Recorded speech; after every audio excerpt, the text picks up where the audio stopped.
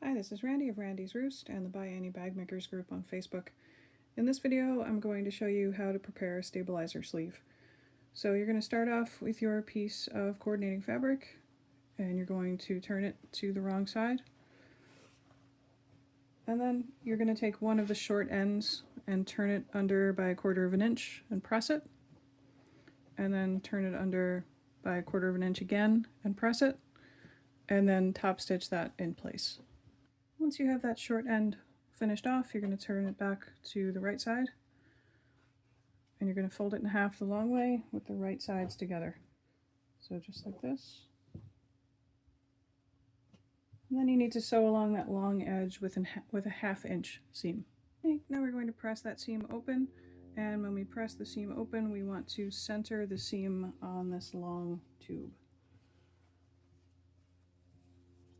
Okay, so make sure it's in the center and then press the seam open.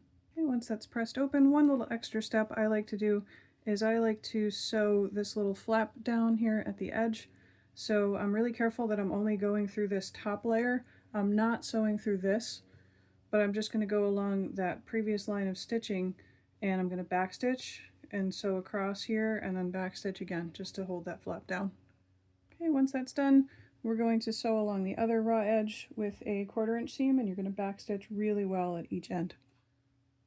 Okay, once that seam is sewn, we need to clip the corners so that when we turn this right side out, we get nice sharp corners. So you need to be really careful not to cut through your stitches, and you're just going to cut at an angle to remove some of the bulk from the corners.